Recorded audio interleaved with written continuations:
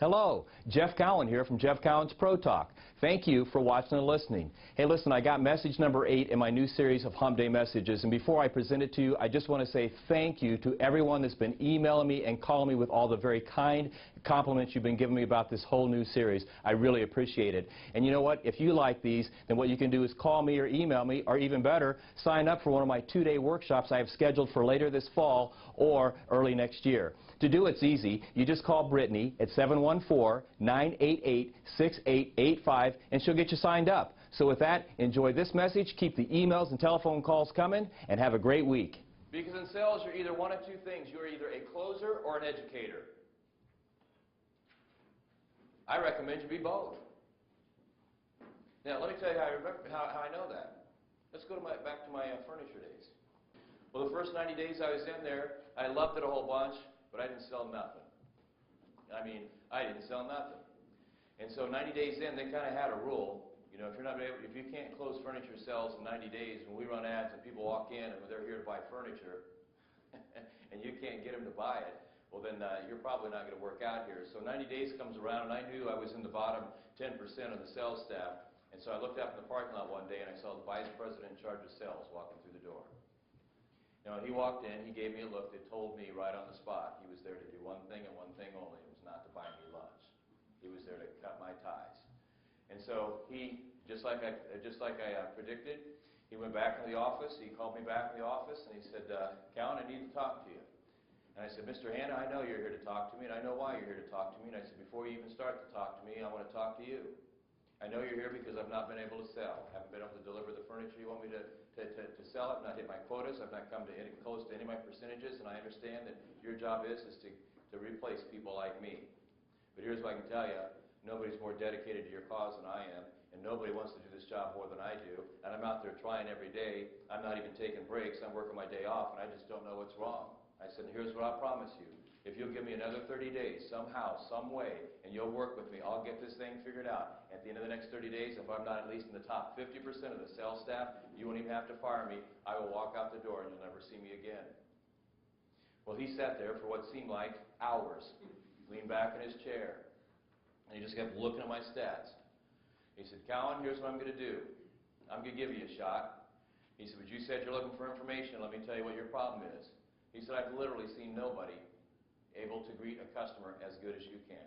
I've never seen anybody be able to build rapport and get them to like you, like a person, as quick as you can.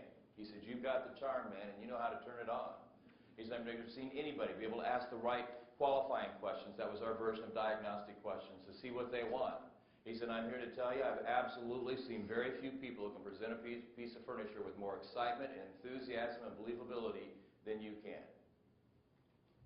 He said, what your problem is twofold.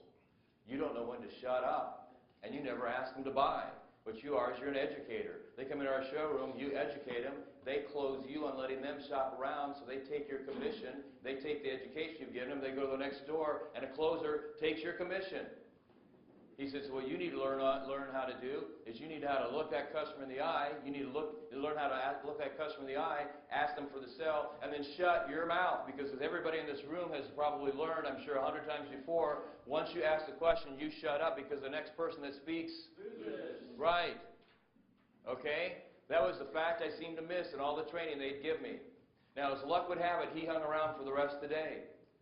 It was really that fast. And as luck would have it, the very next customer that I got, they were interested in $5,000 worth of furniture. Now, if you think $5,000 is a lot of money today, and it is, you go back to about 1983, and $5,000 was a lot of money. Okay? And I said 83, it was earlier than that. It was a lot of money. So I get this couple come in. They're looking at a bedroom set. We talk about nightstands. We talk about armoires. We talk about a chest of drawers. We talk about a dresser with a full hedge mirror.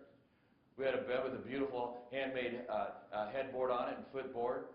We've got a set of mattresses on that, and I even had put into the deal something like $500 worth of bedding, which at the time was insane. All right? And so I sat him down. I did everything exactly the way he wanted me to do, the way he taught me to do it. Now that we've got this all decided, that you're looking at the oak bridge set, and we've got the 2 nightstands, the armoire, the chest of drawers. We've got the dresser with the hutch mirror, one of the most beautiful handmade headboards you'll ever see with matching footboard. The total of this comes up to $4,997. including tax and delivery. And all I need to know at this point in time is whether or not you want that delivered tomorrow, or would Saturday be better?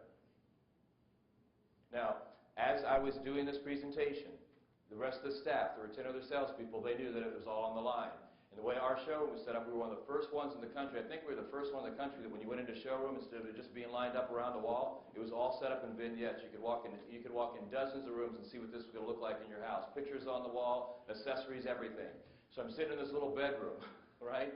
And I can hear my colleagues on the other side of the wall. And they're all taking bets. And most of them are betting that I'm going to drop the ball and get out of there. And so I even knew that I was going to be fired. And I knew the vice president was standing over there. And I knew that if I lost this deal right here, there was no 30 days. I was done. So I asked that question, today or Saturday. And I sat there. And the sweat happened. Now, I know this was only just a few minutes, but it seemed like years. I swear I aged 5 years in that scenario.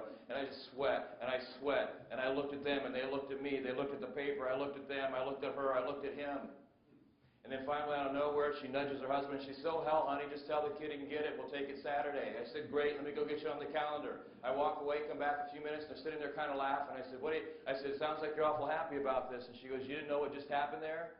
And I said, "No, what happened?" And she said, "My husband's the vice president in charge of sales at Eli Lilly downtown. It's a pharmaceutical company. And he teaches his salespeople that whenever they ask a closing question, the first one that speaks loses. If you'd have opened your mouth, we'd have walked out the door and wouldn't have been back for 3 weeks if we ever came back. But since you kept your mouth shut, you got the deal." And that really happened. And I tell you what, from that point forward, I was no longer just an educator. I was an educator and a closer. And after that, I became the #1 salesperson selling furniture in the United States of America and held that title for a few years.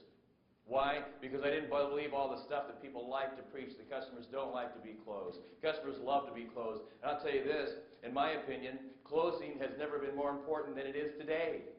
Because if you deliver it the right way, you look like you're consultative and you look like you're helping. I'll give you this. The old type of closing where you just hammer them, like they were doing 25 and 26 years ago in a lot of places, 30 years ago, that's gone. The closing's here, and it's not going anywhere.